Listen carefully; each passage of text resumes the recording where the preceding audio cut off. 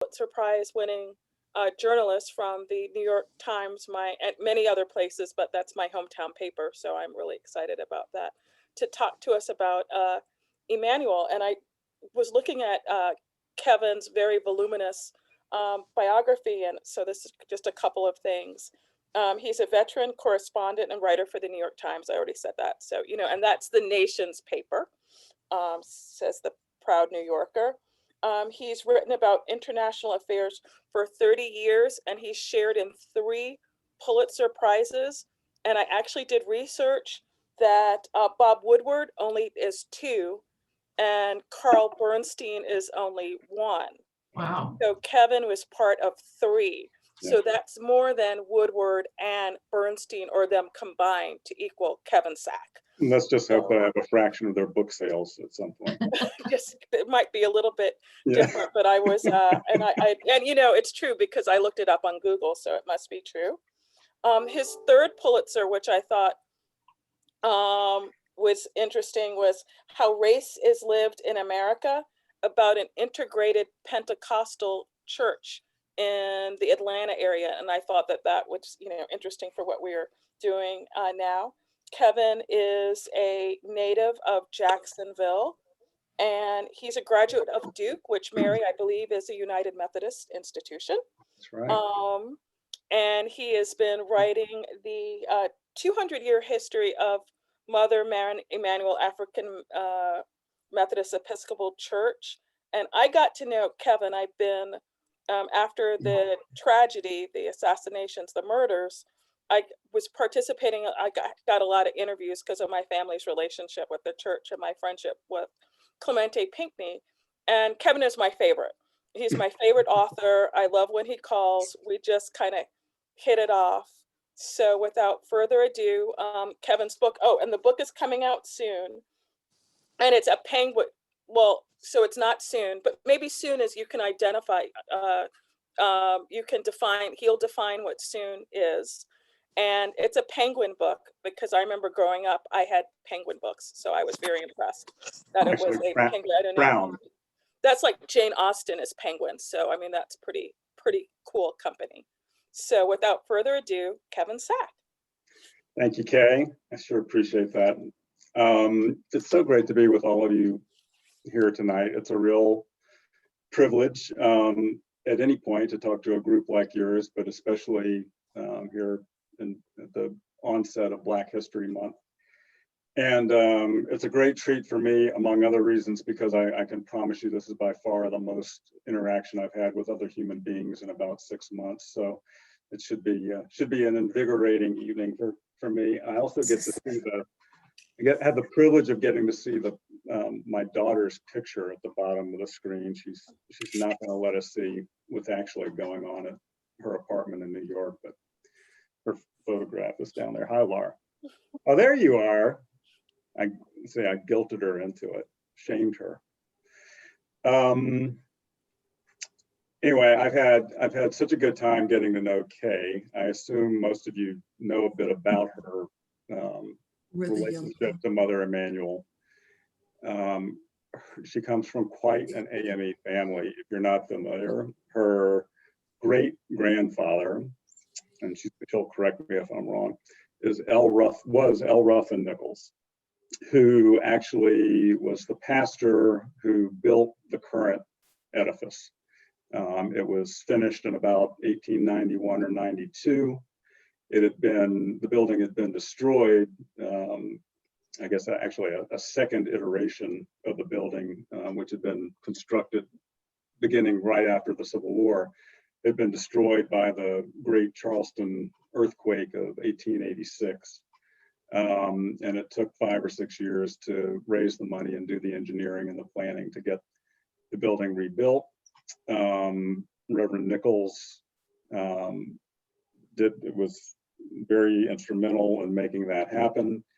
And because he was so associated with the current edifice in the 1950s, he and his wife, Kay's great-grandmother, were reinterred in a basement crypt of the church. They're the only folks who are buried at Emanuel.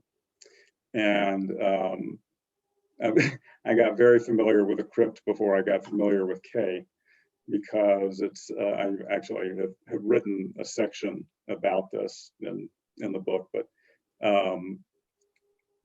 it's a sort of a coming of age experience for children at the church, visiting children at the church. There's a sliding sort of pocket door that leads into this closet-sized room in which there is the Nichols crypt. And favorite activity of the kids in the church is to grab an unsuspecting friend, throw them into the crypt, slam the door shut, and wait for the screaming to start.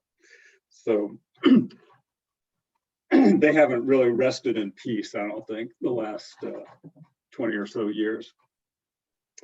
I want to issue a proviso, and that the book that I'm talking about tonight is very much a work in progress. I've got at least a year, probably a good bit more than that, before I turn in a manuscript. I've been at it for 4 or 5 years, but there's a lot more to do.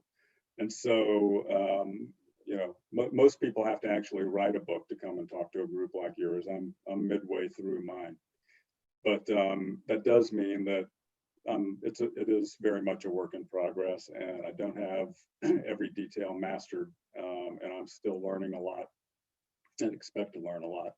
So I hope I'll be able to answer any questions that you got, but you may have to indulge me a little bit.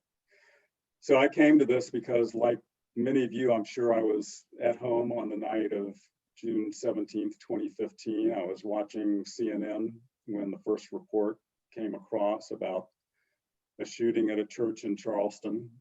I'm embarrassed to say now that I had never heard of Emanuel AME Church when the anchor first mentioned the name. But I didn't really have to have heard of it. As soon as I heard that it was an AME church, I got sort of a sick feeling in my stomach. I mean, I knew that there were other possible explanations for why there could be a shooting at a church, but I had enough experience of covering the South over a 3-decade period, I guess, at that point, to feel that the worst was probably going to be the case. I had covered the church, some of the church burnings that you may remember that happened around the region back in the 1990s. I had covered the trial and conviction of the Klansmen who ultimately were convicted in the bombing of the 16th Street Baptist Church in Birmingham during the Civil Rights Movement, 30 years after the fact. So I had sort of a first-person familiarity, I guess, with the violence that the racist, white supremacist violence that Black churches have fallen victim to in the South over the years. And so I had a bad feeling as soon as I heard where this had happened. And of course, you'll all remember that within an hour or two, there was essentially confirmation of what had gone down. That night I got online and started Googling Emanuel, and was just astonished by everything that had happened there before that night. Again, I had never heard of the place, but as I started to come to understand that it had formed in this dramatic sort of breakaway from Methodist churches in Charleston during the 18 teens and 20s, during slavery, when I learned that it had essentially been the crucible for the Denmark Vesey slave insurrection, which at the time I knew nothing about. My daughter Laura, who's on the call, actually had learned about Vesey in her high school history class, but that shows the generational change between my upbringing and in the South in the 1960s and 70s and hers. I never would have learned about an event like that in high school. So when I heard about how the church was formed, when I heard about Vesey, when I heard that the church had basically been destroyed after the Vesey insurrection and operated underground throughout the rest of the antebellum period, had then been rebuilt by African Methodists after the war during Reconstruction, and it had a very prominent pastor immediately after Reconstruction who went on to become one of the Black Republican members of Congress from the South. When I found out that during the Civil Rights Movement, it had served as a meeting place for mass meetings, a organizing spot for demonstrations and marches. When I found out that the pastor during the 50s and 60s, B.J. Glover, had also been the leader of the NAACP in Charleston, and his daughter, Ovida, who some of you may know, who's currently the president of the NAACP in Columbia, was one of the first children to desegregate Charleston's schools. When I found out that King had spoken there, that Booker T. Washington had spoken there, that Du Bois had spoken there, I just thought, man, what an incredible place this has been, what a story this place has to tell. And now obviously with this massacre, the impact that it had on the Obama presidency, what it came to say about the presidency, Obama's own role in delivering the eulogy for Reverend Pinckney. It all just started to incubate for me that this place had this amazing story to tell. I felt it was a story that shouldn't get lost in the night of June 17th, 2015. And I also felt that it was a story that could be used to do something that we don't see much of in African American history, which is to tell stories with sweep. A lot of the African American history that has been written thus far focuses on an individual, on a movement, on an era. I thought that Emanuel's story had the potential to allow me to tell the story of 200 years plus of African American history in this, most southern of cities, Charleston, all effectively within one building, all under one roof. And that's become the conceit of the book. Like I said, I've been at it effectively since the day after the massacre. I wound up going to Charleston a couple of days later. I was then, as I am now, on the Times' investigative team, and it sort of wasn't really my portfolio to go do a big breaking news story like that, just the way that the Times is divided geographically. It doesn't really work that way, but the pull of the story was very strong for me, and I wanted to be there. And so I sort of raised my hand, and the paper sent me, and I spent a couple of weeks in Charleston, most of it working on a long profile of Reverend Pinckney that ran on the morning of his funeral.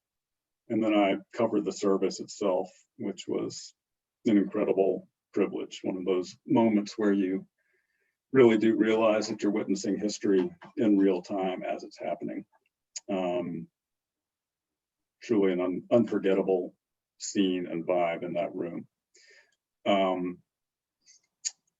And just, the more time I spent, the more I heard, the more I got convinced that that this was a project worth devoting a good chunk of the rest of my life to. So the publisher actually is Crown Publishing, And I'm supposed to wrap up, like I said, in about a year or so. The book won't come out, I think, for another year after that, probably. But it's just been a total joy to work on. I've been on leave from the Times for the last 2 years while focusing exclusively on the research on the book. My wife and I moved to Charleston for about 7 months in 2019. I was very lucky to get that part of the work done before the pandemic struck. If I had saved it for 2020, I really would have been screwed. But the pandemic has had some impact on my ability to get things done, at least in the same way, in the same order that I otherwise would have. It's delayed some research trips. I have been back to Charleston a couple of times, but it's been much shorter. And obviously there are real limitations on what I can do. The church itself is essentially closed and services have been remote. I had spent a lot of time at the church even before we moved there, but the time that we spent there in 2019 was really lovely because it gave me the time to really get to know the congregation well, and to sort of to sit down and interview dozens and dozens of members, particularly older members who had memories and stories to tell back in the day, and who remembered some of the central characters that I wanted to follow. But the place is just remarkably rich in all sorts of ways. It's been very interesting to kind of watch it as it tries to recover from all this. I don't know that it ever will recover from it, or could be expected to. The church was already suffering to some extent in the way that many inner city churches in gentrifying places like Charleston are suffering anyway, particularly Black churches where the population has moved out to the suburbs and the exurbs because they've been gentrified and priced out of the neighborhood. Emanuel was very much a neighborhood church during its heyday.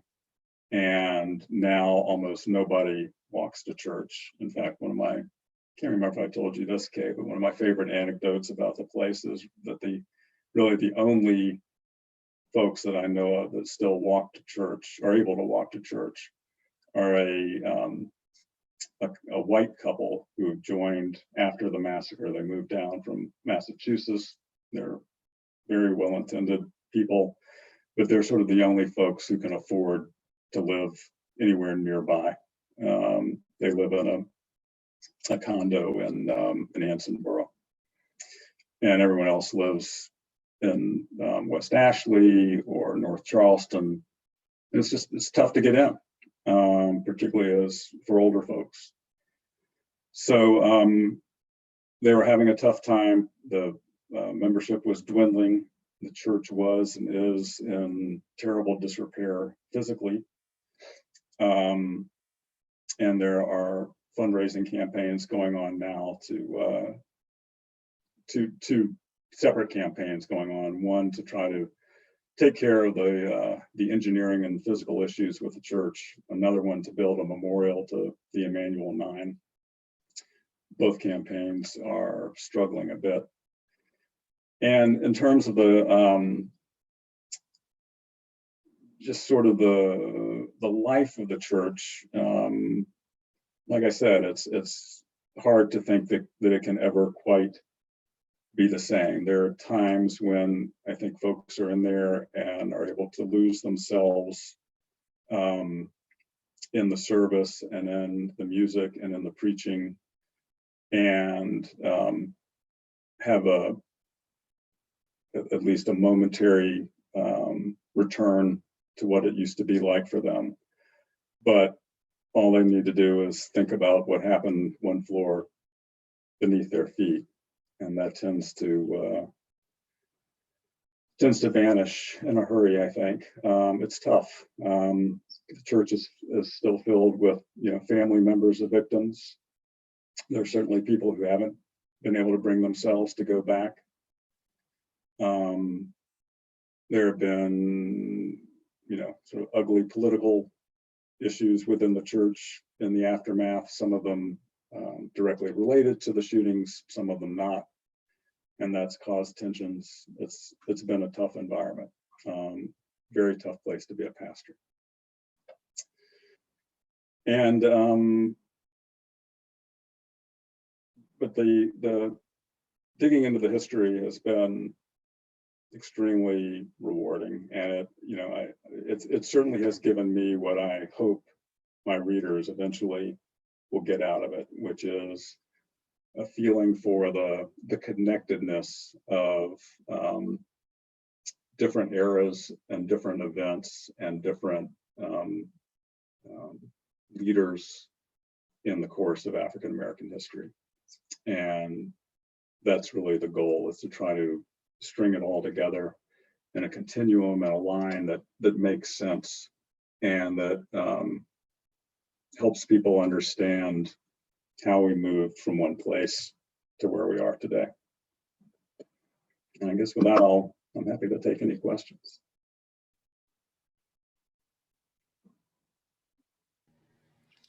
I have a question, if it's all right. I was just curious what the feelings of the congregation were when you first, showed up in Charleston with your project.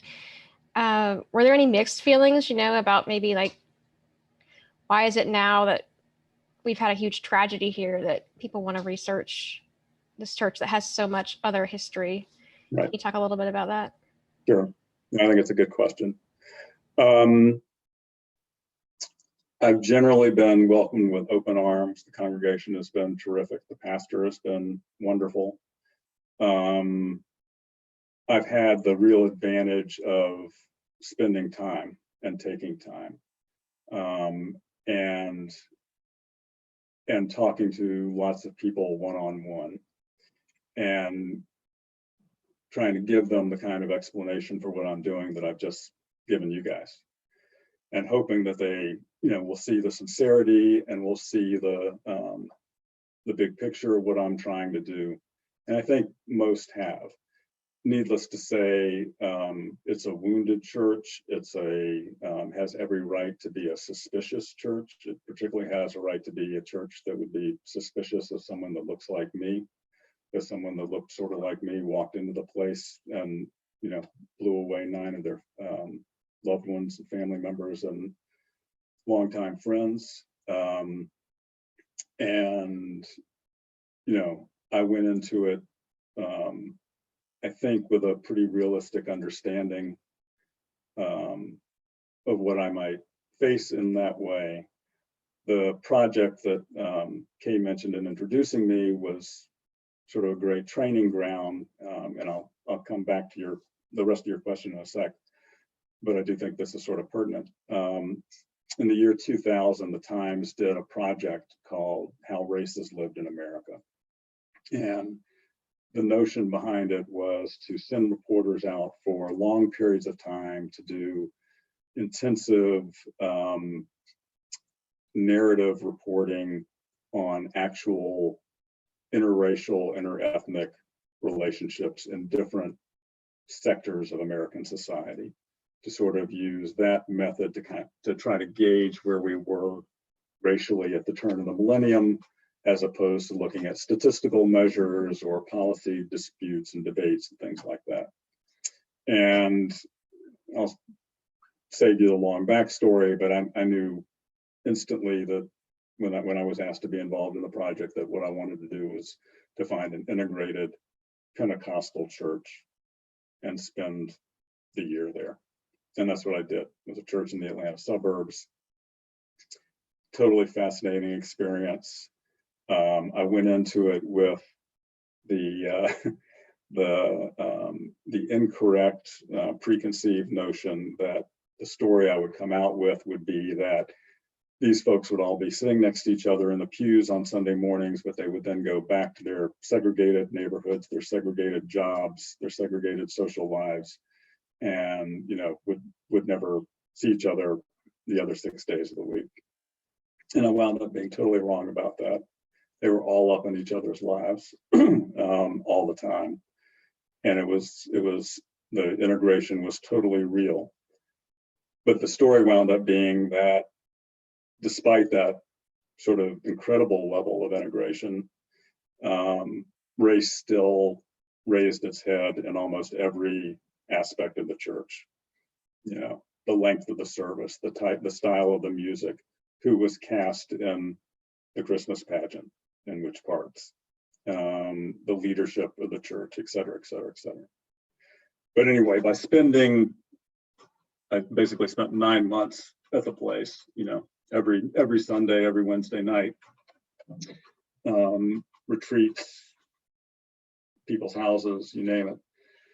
And I think that helped me develop a certain patience and a certain sensitivity to what it's like to go into a place where people obviously do feel a lot of ownership, as they should, where they are very protective. Now, obviously, coming back to your question, it was a completely different situation going into a place that also had suffered the kind of trauma that they had. And so you can, throw on top of the other aspects, the fact that they were dealing with that and were going to be, have their eyes open for folks that are trying to exploit their tragedy.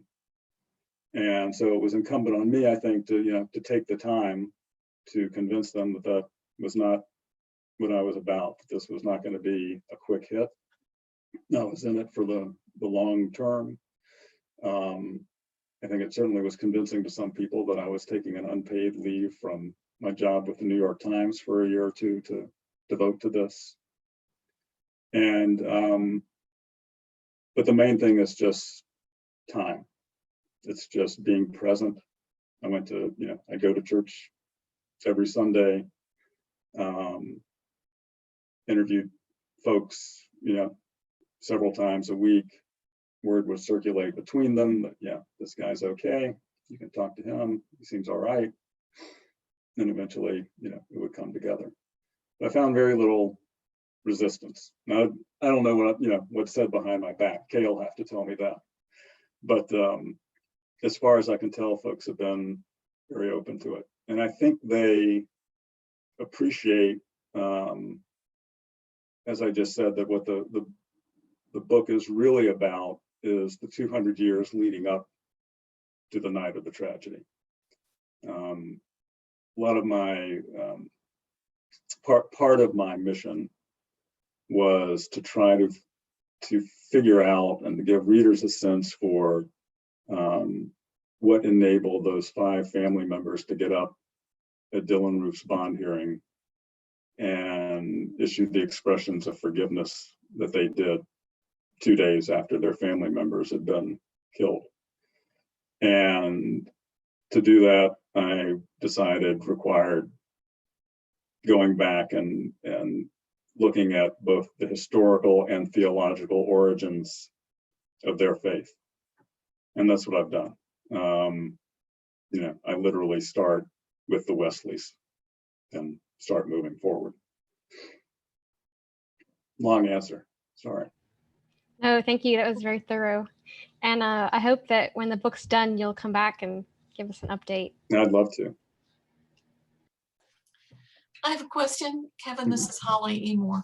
I'm wondering if this is a big jump forward in time, but how does Mother Emanuel, could you kind of place it in context with the rise of white supremacy that we've been seeing in the last few years? Yeah, it's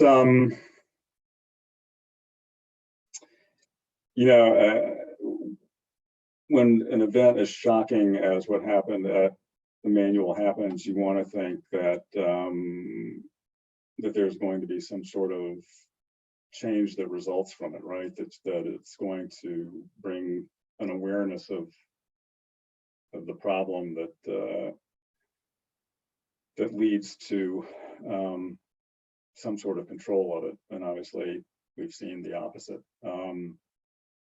It's you know, Ruth to some extent has wound up becoming you know, a hero to this crowd.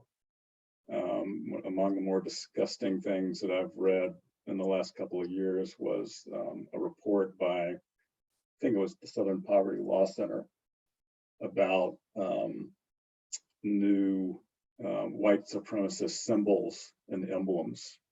And there are guys wearing patches with a Dylan Roof haircut emblem on them. Yeah. So it's sickening.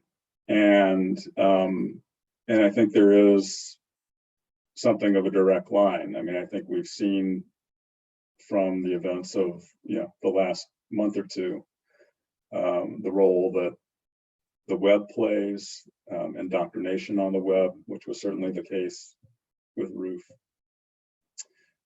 That's a very common thread. And, you know, these folks have felt empowered. I certainly think you saw a connection between Dylan Roof and the guy that was carrying the Confederate flag in the Capitol. I mean, as far as I'm concerned, it was, you know, they were blood brothers. So I think there's a line, and whereas I, you know, had hoped that that event in Charleston would sort of be the apex, and we'd start to see a decline after that. I'm afraid I haven't seen that. Thank you. If there's somebody else that has a question, you should all be able to unmute yourselves. Adrian, be sure to unmute yourself. Yep.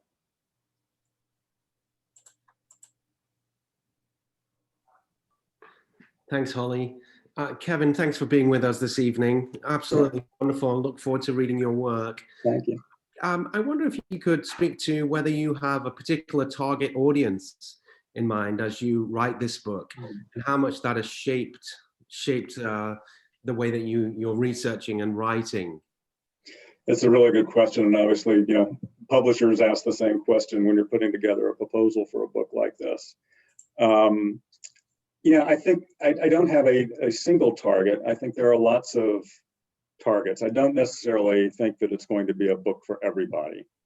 But I think that it's a book that will appeal to, I mean, obviously to anybody who's interested in race and race-related issues.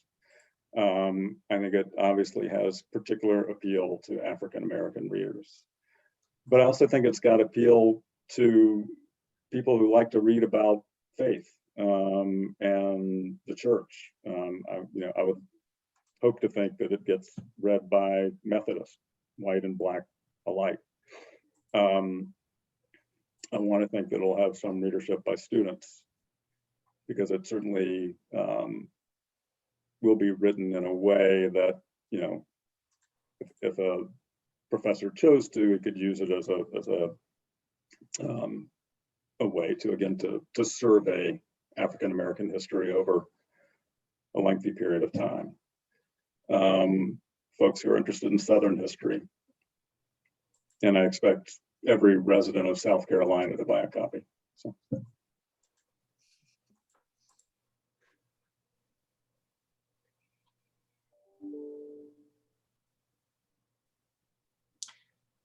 If you have a question, be sure to unmute yourself.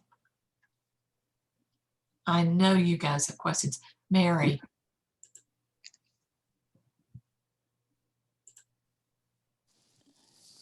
Can you hear me now? I was having trouble unmuting. Oh, good. You spoke a little bit about the rise of white nationalism, I guess, nationally, since that happened, unfortunately. But being in Charleston, do you have any sense of what may be happening there regarding race relations as a result? Well, it's been so interesting to watch, right? I mean, the city got an incredible amount of credit and praise for the way it came together in the immediate aftermath. I thought that was all very sincere and heartfelt. I thought I'm sure you all remember the event where folks came together and spanned the bridge, holding hands across the bridge in a show of support. The city passed its resolution to apologize for slavery, I think 2 years after the event, which is directly related to the shootings in Emanuel.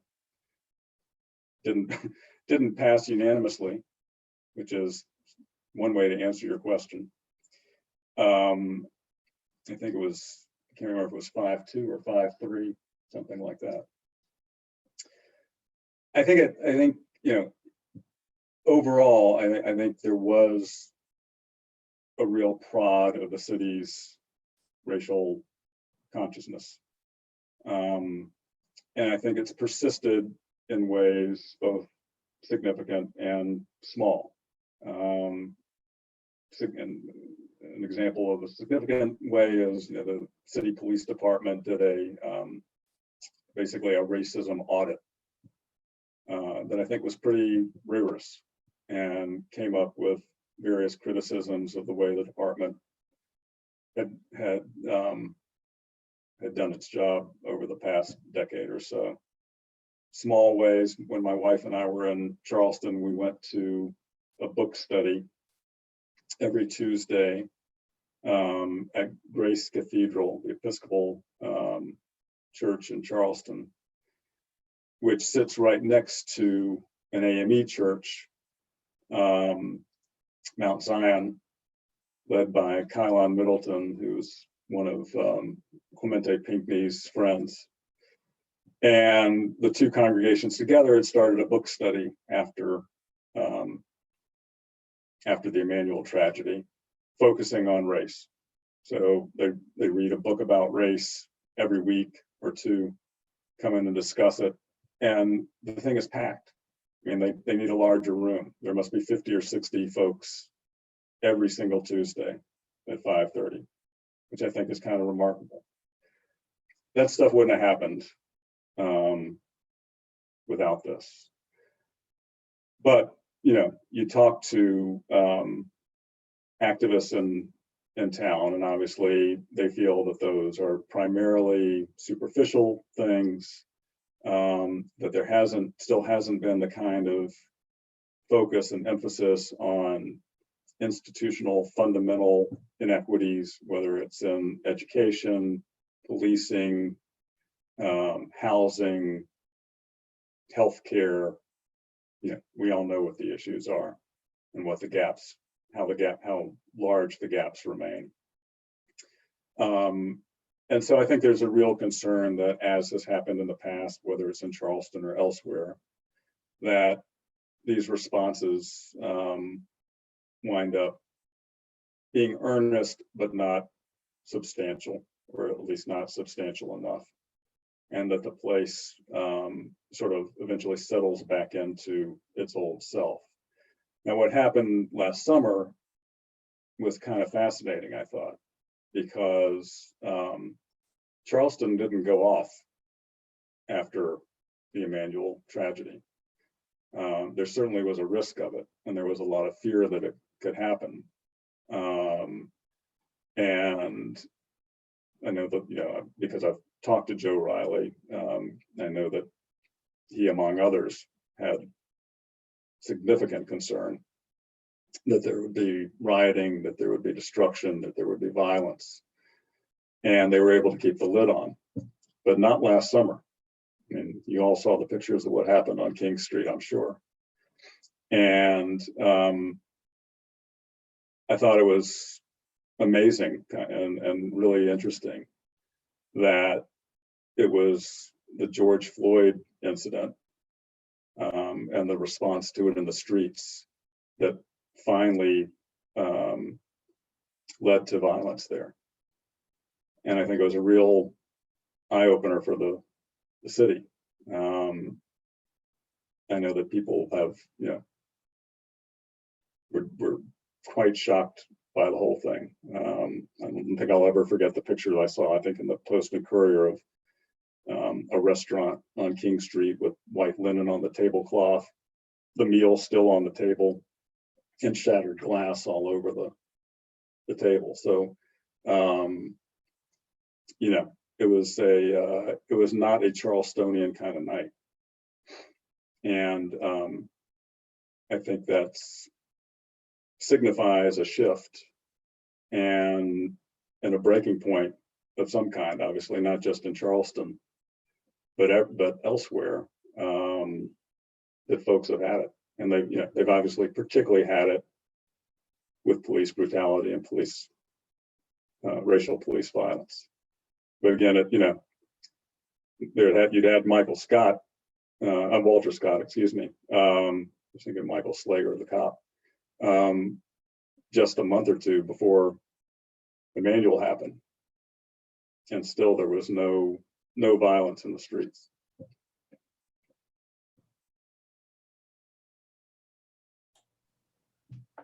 While I'm watching for somebody else to have a question, this is Holly again. I'm one of those white people, maybe close to your age, who never heard of Mother Emanuel until this happened. I had friends who were connected there, and I had actually met with Senator Pinckney at one point, but I didn't know any of this.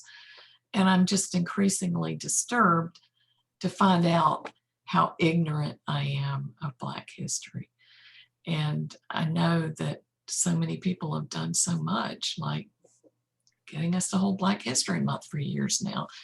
But do you see our wider American culture changing, and what are the ways that we can teach this history that gives us a better idea of what's going on in our society? And then the other thing I'm curious about is Mother Emanuel has this reputation for being really a leader in that region for so many years, and it sounds like they're really struggling to hang on now. So I wonder what Black leadership or leadership about race issues is like in Charleston now. Thank you.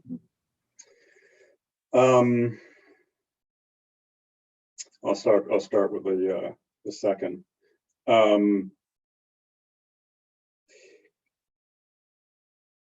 The church is definitely, not what it once was.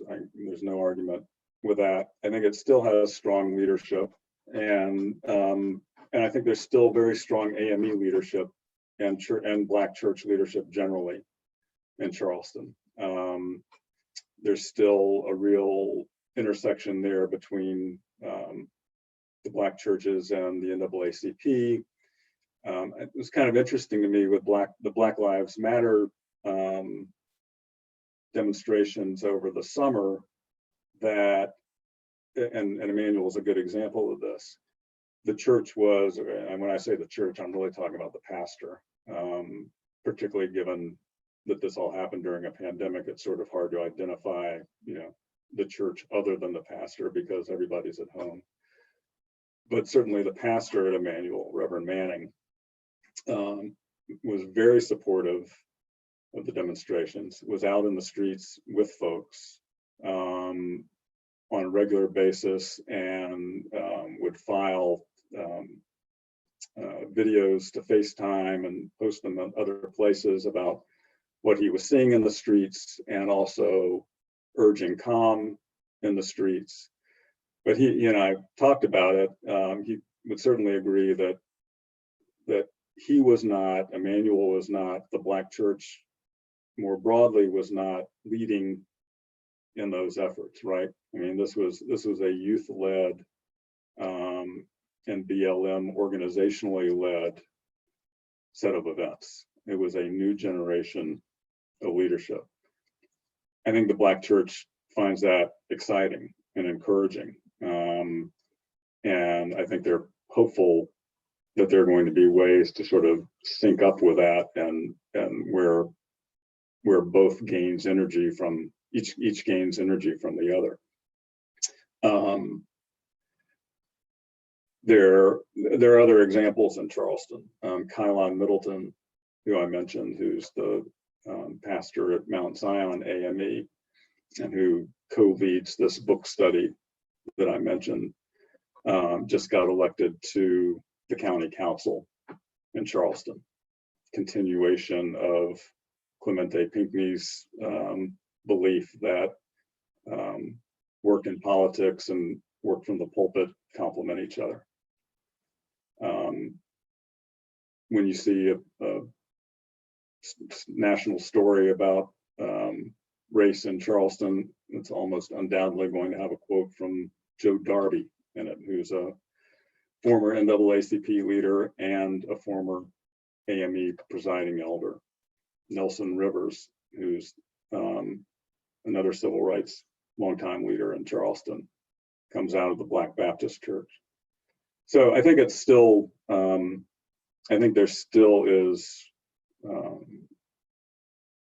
a lot of Black church-led activity, civil rights activity and advocacy in Charleston. I do think it's going to give way there as elsewhere to this new generation coming in, and I think they're all about that, and hoping that there will be ways to merge the two. And I'm sorry, what was the first question? I've lost it now.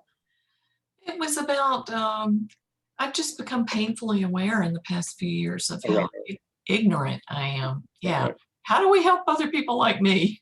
Well, one of the most encouraging things to me about the last 6 or 9 months, in terms of what the country's gone through racially, is if you look at my newspaper's bestseller list, it's just loaded down now with books about race, and a wide variety of them.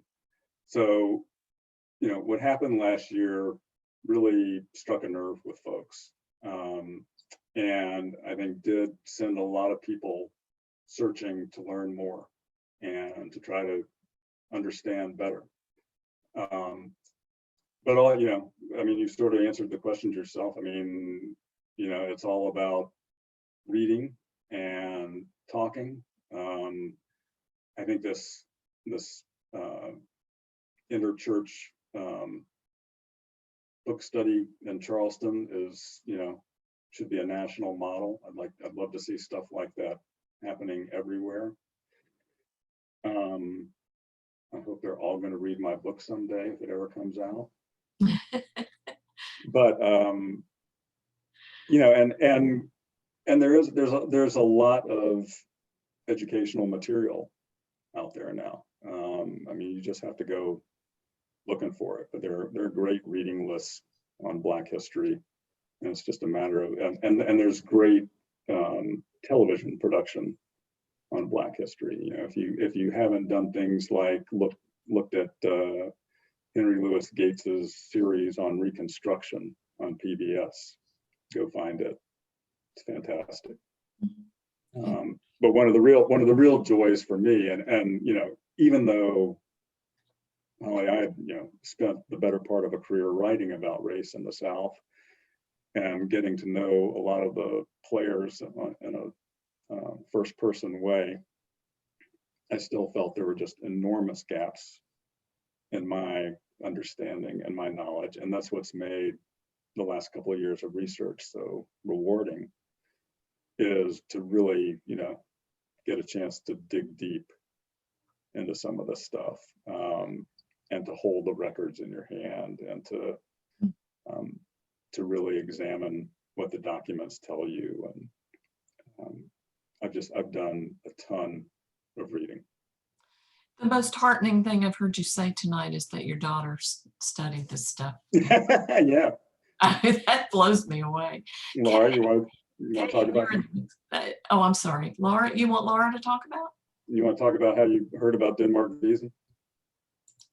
Okay. Oh, wait a minute, just can I talk about one thing about the church before you talk about Denmark, BC? The church is fine. We have 500 people a Sunday.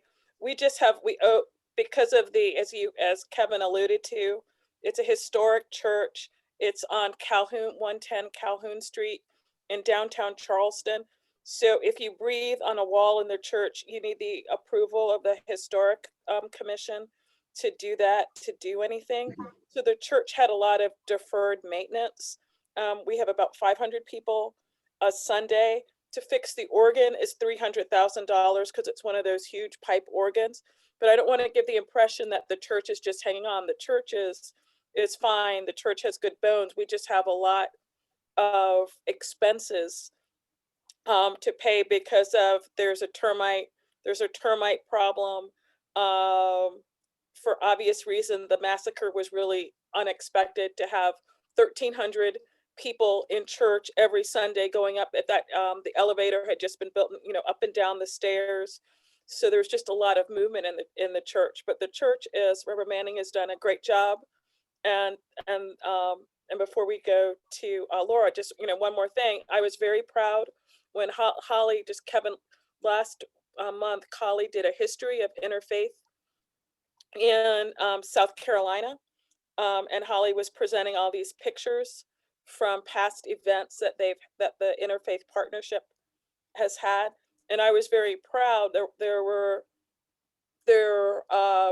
That I saw my pastor, Reverend Manning, was in, and there were not a lot of African American pastors who were into multi-faith kinds of things, but Emanuel has a rich history of doing that, and I was very proud to see Reverend Manning frequently sitting on a dais or on a folding chair and of Holly's pictures.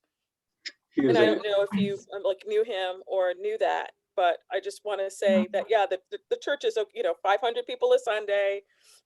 We're virtual, but we're okay, and we're gonna get through it. So it's not all doom and gloom.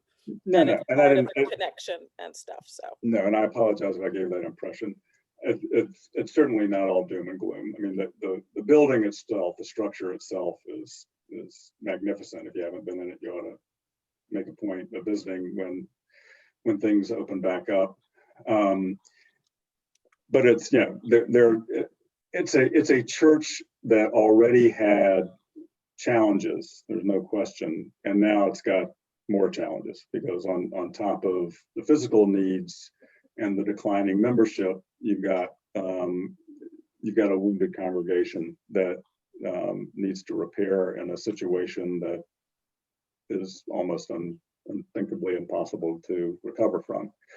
And so there are new challenges. I mean, I've got great admiration for the pastor, and I think he works incredibly hard.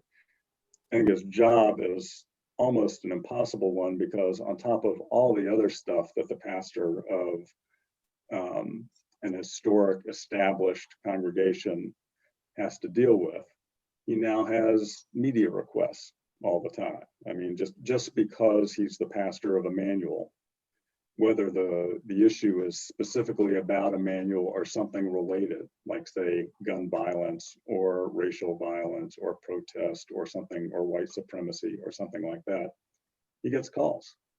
No one, I don't think there's a class in seminaries seminary that teaches you how to handle a situation like this. So he's worked incredibly hard at it. He's there all the time. I think he's very attuned to the place, but it has not been easy. There's no doubt about that. Kevin, why did Dylan Roof drive from Lexington to Emanuel? I've always. Well, that's a good question.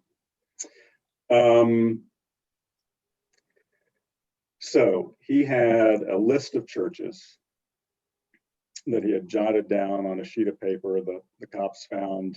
I think it was in his car.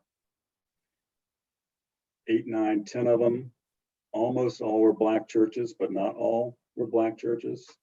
Most were in Charleston, but not all were in Charleston. Some actually were in Columbia and around Lexington. And he's provided very little information about why he made the choice that he did. He clearly knew that it was a historic church. He knew, this is based on trial testimony and other evidence in the case. Interviews that he gave to the FBI, things like that. Clearly knew it was a historic church. He clearly knew that it was an African Methodist, but I'm sorry, he clearly knew it was an AME church, and he testified, I believe, to the cops that he knew that the A was for African. He told a friend of his, Joey Meek, that he knew that Martin Luther King had preached at the church. And that's basically what we know about what he knew about Emanuel. He told the cops that he just liked Charleston and wanted to spend time in Charleston. And, you know, he cased the place like half a dozen times. He drove on 6 different occasions, I think starting in January, down there, and sort of drove around. That's where when he took all the pictures that were found of him with a Confederate flag at various sites and out on Sullivan's Island and things like that. But we just don't know a lot about the depth of his knowledge of the church's history, whether he really understood how significant a place it was or not. And I've put the question to him. We've had an exchange, and that's actually been my primary question to him. The weirdest thing about that night is after he cased the place, or I guess really what I'm saying is, despite having cased the place, he had never been there on a Wednesday night. He had asked supposedly had asked somebody in the parking lot on one of his trips there the times of the services, and I think had been told when Bible study started on Wednesdays, which was 6 o'clock. Thing is, on that night, it didn't start at 6 o'clock. It started much later than that because there was a business meeting called a quarterly conference, in which the presiding elder comes in to hear about the church's progress over the last 3 months. And that pushed the start of Bible study to, I think it was 7:15 or something like that. I would need to check my notes. But at any rate, by the time that Ruth arrived on a normal Wednesday night, he would have found nobody there other than possibly the sexton cleaning up. So he just sort of lucked into this perfect situation for him. An unlocked door, a crowd of people who were, sort of the right number for him to handle, and a welcoming pastor. It all just happened to come together. And then he lucked out even more, because even he thought that he was not surviving the night. He testified that his expectation was that he would open the door to leave and be met by a hail of police gunfire, or at least blue lights, at which point he had saved bullets to take his own life. And he opens the door and looks out, and there's nobody there. Gets in his car and drives away. Cops showed up roughly a minute and a half later. But I have a feeling we're never really going to know exactly what he knew about Emanuel. That being said, I think he knew enough, which was he knew that attacking a Black church would be the ultimate desecration. I think he had enough of an understanding of the role of the church to know that it was going to have exactly the impact that it did. But part of the choice of the church as a target also was tactical and logistical. He thought that, I think, by going to a Bible study, the size of the crowd would be what he was looking for. He didn't want too many people, but he wanted enough to make the statement.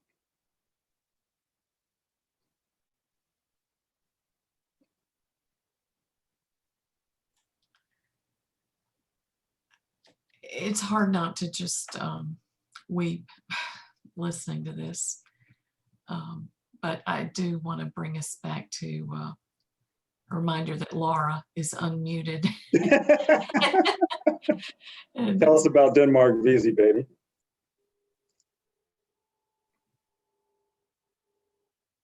You there? She may not even be there. I'm here. I couldn't get I remuted myself and then couldn't get myself unmuted. Even millennials struggle with Zoom sometimes. That's good news. But no, I'm certainly no expert, and I'm 27, so it's been a minute since I was in US history. Yeah, I mean, when my dad and I were talking about the church kind of at the very beginning of when his interest was sparked and his research started, you know, he kind of started to give me the comprehensive history, and was pleasantly surprised when I didn't know the correct pronunciation. I will say this is our favorite family joke now, is that my high school teacher said Vesey. And so my dad and I had to fight about the pronunciation, but I've decided that he is probably the expert over Dr. Barksdale at this point.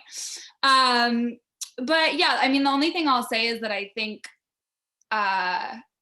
despite him not knowing how to correctly pronounce it, I did have, a special like US history teacher. He happened to have a PhD in US history and was like insanely thorough. I only make that point because I don't think it was necessarily the norm to learn detailed Black history. And I went to a pretty special, like liberal-minded high school where I think that was the case as well. And kind of until that year, which is the year that you take American history, American literature, and I do think my high school did a good job. We read a lot of Black authors, learned about Black history throughout the year. But until that point, I mean, I will say I think my knowledge of Black history and civil rights was relatively basic. I looked out by mine personally being a little more thorough by having a dad who was writing about it my whole life. So that's kind of the only. By comparison, the Southern history that I was getting in 8th grade was Civil War battle plans. It was troop movements at Antietam was what I had to memorize. So progress. Some progress. There's always more to be made. Yeah.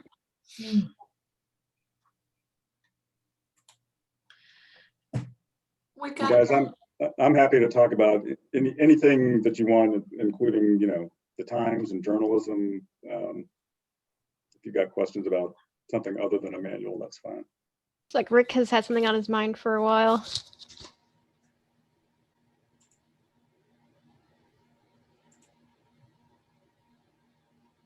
You're muted. There we go. It took a minute.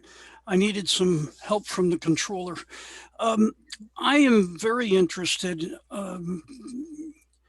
because I have realized at a ripe old age that I am ignorant and have had a blind side for a long time. And I have come across a friend here locally that has told me an awful lot, and I often invite him to different places in his his mother was well respected, and I just wondered if you came across her. I don't remember her name, but Wayne O'Brien is his name. And his grandmother was at Charleston, and much of the history of Emanuel may be accessible. And I just thought I'd make that connection since he's a historian and publishes to some extent. Yeah, I'm sorry, I don't know that name. I had tried to get him to join us tonight, but I wasn't able to reach him before he had another commitment. I will say I've had great luck making relationships with historians of all types and all who study various eras all over the country, and it's been really rewarding and very useful, including a number of folks at USC. Like, I don't know if you guys know Bobby Donaldson there, who teaches civil rights history there, and also folks at College of Charleston. But there's a real community of historians that do this kind of work, and I've found them to be very generous colleagues in terms of, you know, me putting questions to people, looking for help tracking down documents, looking for interpretation of things. Charleston is very fortunate to have two sort of archivists / historians working for libraries there. One guy named Nick Butler, who works at the Charleston County Public Library, and then Harlan Green, who is a historian and archivist at the College of Charleston, which is also where the South Carolina Historical Society collections are based. And these guys are just encyclopedias with an incredible understanding of the intricacies of colonial and antebellum life in Charleston, and they've both been amazingly helpful to me, with nothing in it for them other than just the knowledge that they're going to help me get it straight, hopefully. Well, and it needs to be captured and perpetrated, I think. I just like one half a question here. Mm-hmm. As a journalist and as a writer in general, I've been recommended with some of my Black friends, and I'm married to a pretty Black lady, to read things like White Fragility and the New Jim Crow. And I'm concerned about the ethic with which they are presented. And I'm wondering sometimes if I'm defensive or privileged or whatever the terms they use. How do you avoid that when you are truly publishing history? So say it again. I want to answer your question correctly, but I'm not sure I quite get what you're. I think it has to do with, when you talk about a purpose, is there a social purpose sometimes beyond exposing history? I see. I guess I'll try to answer that this way. Certainly, for some writers, there is. For this writer, I'm trying to minimize that aspect and just let the story tell itself, and hope that in the telling, it serves a social purpose. I mean, I think educating people about this continuum of African American history in one place sort of is the social purpose for this book, and I think it's a worthy one. But I don't intend for this to be a hit them over the head sort of treatise. It's a lot of straight history. I hope it reads as much like a narrative as possible, but it is nonetheless a history. It's been an interesting process as a journalist, both to, I'm not a historian. I don't have advanced degrees. I did major in history as an undergraduate, but that's it. It's been interesting as a journalist to be working on a project where I want to, I'm not a historian, but I want to have a historian's rigor. You know, I want every word to be backed up. I want everything to be cited and footnoted correctly. And it's a challenge in a couple of ways. It's particularly a challenge with this kind of history because so much of it is unwritten, and more importantly, undocumented. I mean, for the first 40 years, 50 years of this church's life, and which is a very interesting component of this church's life, its people were for the most part illiterate. They left no records. There's nothing for me to find. So the story, for instance, of the church's founding in Charleston, which is very dramatic, is largely known to us through the writings of Methodist historians, white Methodist historians. And so, that leaves me as a white writer also with a decision to make about how much interpretation I give to the bare bone facts that we have. And, how much elaboration and imagination do I give to it, or do I stick very closely to what I absolutely know to be true? And it's been the journalist in me, I think, maybe to a fault, that has me leaning towards the latter. I mean, I'm feeling very, very dedicated to the facts and the numbers, while also hoping that it doesn't read like a book that is full of just facts and numbers. I see 2 more hands, and then we probably need to wrap for the evening. Clyde, and then Arnold. Kevin, this question should be very quick. Pastor Middleton, with the Tuesday night study group, Yeah. Any connection to, I think it's DuPain Middleton? No, none. It's just a very common name in Charleston. It's just when you mentioned the name Middleton, because of some involvement I had in Charleston that summer, that name just popped into my head. Yeah, no, different families. Thanks. For those of you that don't know, DuPain Middleton Doctor was one of the victims, one of the Emanuel 9. She was a preacher herself who was in the process of becoming licensed as an AME minister on the night that this happened. Okay. Very impressive woman with a gorgeous singing voice. Arnold, you had a question? Yes, I started teaching in South Carolina in the mid-1980s. And at that time, the teaching of Black history in South Carolina, I can't speak for the rest of the country, was still on the level of the old public service announcements I used to see on TV, so-and-so did such and such, so-and-so a Black man or a Black woman. And the attitude among mainstream white society and media was that there really was no Black history. There were more or less historically significant Black individuals. Right. And and I'm just wondering, to what degree has this changed? I mean, obviously, the discussion we've been having tonight is way beyond that.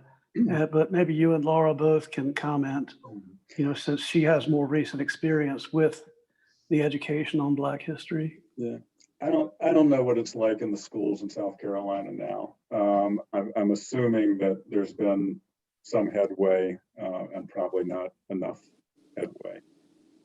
I will say I had a remarkable interview with, I'm sure some of you know of Cleveland Sellers, civil rights leader who lives in Denmark, South Carolina, and who was a leader of the Orangeburg demonstrations that resulted in the Orangeburg massacre there, and was arrested in those demonstrations. anyway, I went to interview him, I guess it was last year. And we sit down in his house and he says, I want you to see something. I was just looking at this. And he pulls out his own copy of the Sims History of South Carolina that was used as the standard history textbook in South Carolina schools, really all through the 20th century, all the way up until, I believe, the early 1960s. And he started showing me passages. It's become sort of, we've got a copy here back on the shelf. And it's just remarkable. I mean, I wish I had it in front of me to read some of it to you, but just overtly racist stuff, particularly about Reconstruction and talking about sort of the mental inability, the intellectual inability of Black Reconstruction era politicians to do their jobs and to lead, and that this is what led to sort of the reversal of Reconstruction. I mean, just outlandish stuff. And, it was not that long ago that this was what was being taught in the schools. And you sort of look at it and go, how could any white kid be anything other than a racist growing up reading this stuff? I mean, we were indoctrinated with it, from the youngest ages. I've got some confidence, that that's not the situation now, but I don't know. It's I'm sure there's still a long way to go.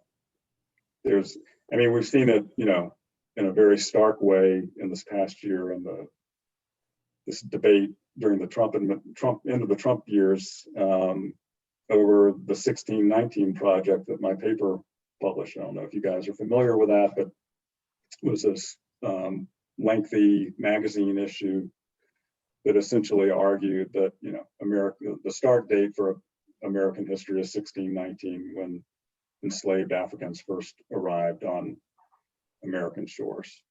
And it called for sort of a reorientation of the way that we look at American history.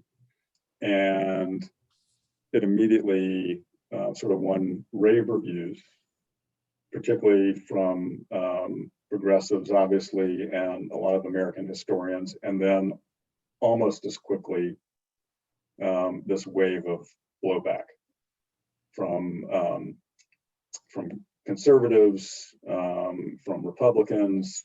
Trump formed this commission to basically put out, an alternate version, which came out a couple of days before he left office. So,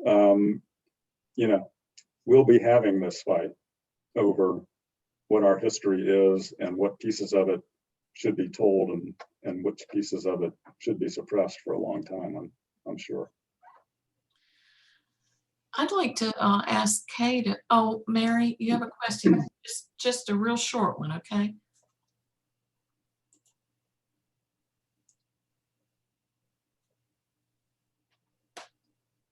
You're still muted.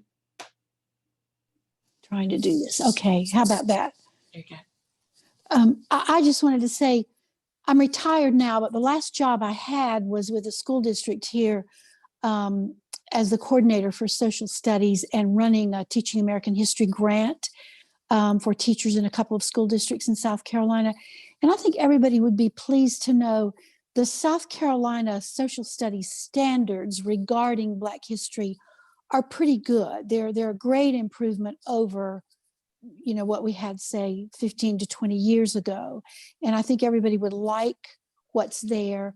The big issue is allocating the amount of time that's necessary to cover that, because there are, for all grade levels, a certain number of minutes per day and per week that must be spent on social studies. And it's the least amount of any content area that students have. And if there's going to be a school assembly, let's just do away with social studies that day. And if a child has to go to speech therapy or a resource classroom, let's pull them out of social studies. So it's a mindset of it's really not that important. and that's a legislative issue in the state of South Carolina. But it's also an attitude toward that. But I just wanted to say the standards that we have in place are good. And as you mentioned, there are fabulous resources, beginning with kindergarten all the way through, the AP courses in high school and American history. So I just wanted to make that comment. Thanks, Mary. I thought maybe we'd throw the last word to Kay, because I know this is very personal for you in a lot of ways, and you and Kevin know each other. And I'm also curious about how it felt to have him interview you and listen to your story and your thoughts. And then maybe y'all can close us down with that. He told some good stories.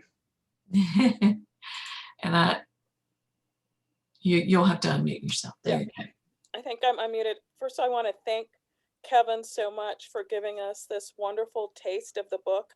I'm sure you've sold a lot of copies of the book and for our friends. And thank you. And it's been fun being part of history. And one of the things that I'm so happy for Kevin is telling the story about Emanuel and the 200 years. The church was really interesting on June 16th, 2015 and before, and to sharing that. I grew up in New York and I knew about Denmark, BC, knew about him in college. So we studied, I don't know where Laura grew up, but I went to Fieldston School and we learned about that.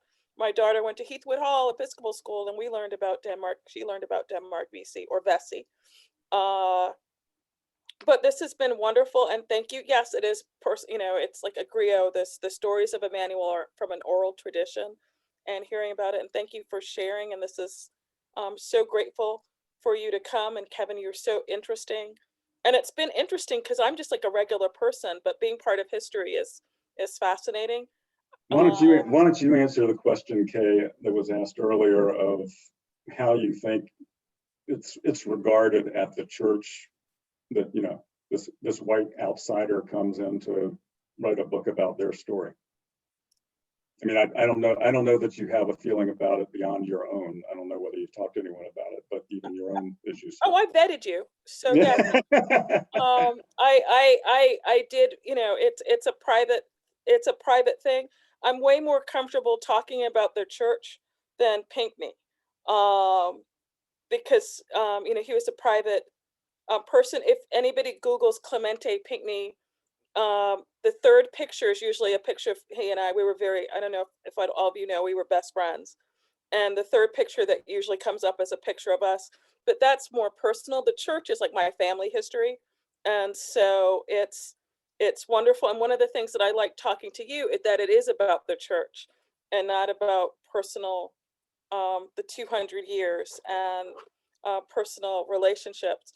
And then obviously I am very impressed with the New York Times. I am obviously very impressed with Pulitzer prizes and your incredible background. So it's been an interesting 5 years since that, and it's been an interesting life knowing about Emanuel. And I just thank you all. And it's so great being with this wonderful group. These are the greatest people in South Carolina. The people that are on the that you see the little squares of their picture, they all have phenomenal, fabulous stories. I have learned so much from all of them, and we go around. This is a monthly thing that we do, and once Sarah sends you or Holly sends you something, you'll be on the list to find out what we're doing next month. Because says she modestly, we're really a great group of people with wonderful stories and tales to tell about living in South Carolina. So please do come back. And thank you. And I would like to hear about the Atlanta thing. I mean, you just have so much to share. And also I have like 20 million questions for you but I'm lucky I'll get to ask them later. You got my number.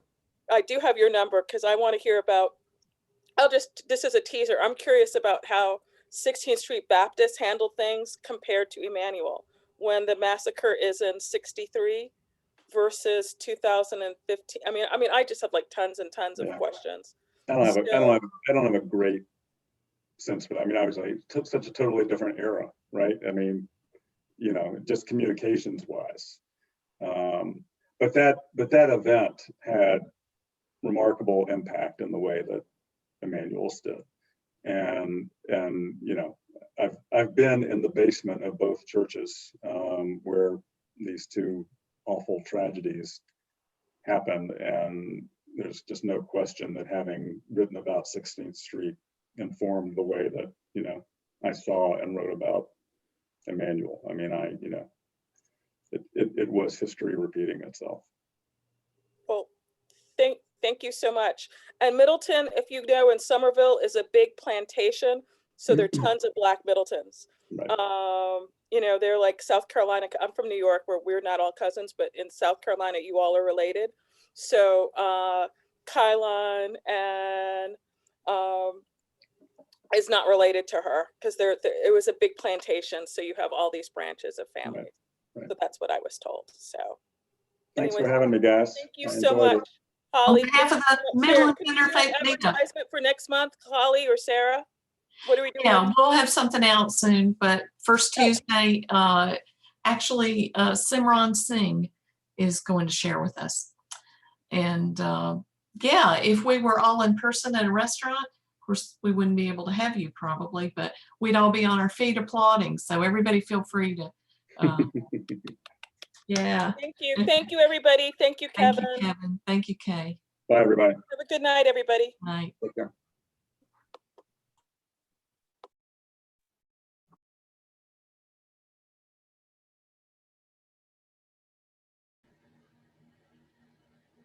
Bye, Missy.